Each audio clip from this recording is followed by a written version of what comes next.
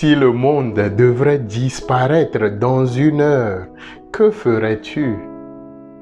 Comment réagirais-tu?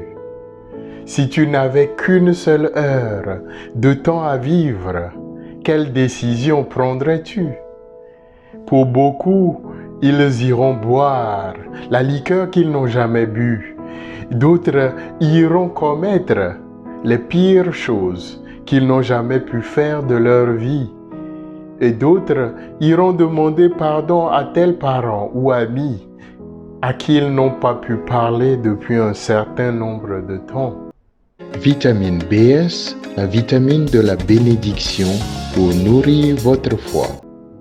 Bien chers amis, au temps de Saint Paul, certains attendaient la fin du monde et le retour du Christ et devenaient très oisifs et très paresseux, affairés sans rien faire, nous dit Saint Paul. Ils voulaient vivre aux dépens des autres. Saint Paul leur rappelle qu'à aucun moment de notre vie, il doit en être ainsi. Si quelqu'un ne travaille pas, qu'il ne mange pas non plus. On en compte des milliers de gens qui vivent comme des parasites, des saprophytes, prêts à dépendre et à sucer des autres. Il y a une tendance de plus en plus populaire chez les jeunes à l'argent facile, à recevoir de l'argent avant de bouger le moindre bras ou le moindre pied.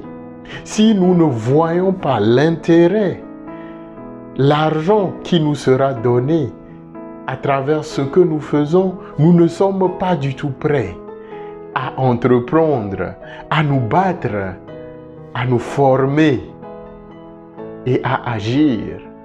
Sans l'argent du transport, dit-on, on n'est pas prêt à se former, à découvrir ses propres limites et développer ses forces. La démission a pris racine et est devenue une culture dans nos vies de chaque jour.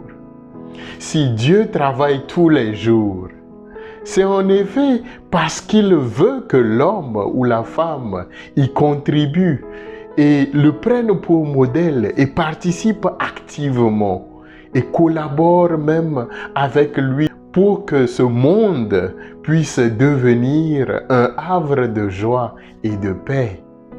N'oublions pas, chers amis, la grande leçon de la nature. La rivière perce le rocher non pas par sa force, mais par sa persévérance. Bonne méditation et bon dimanche à tous et à toutes.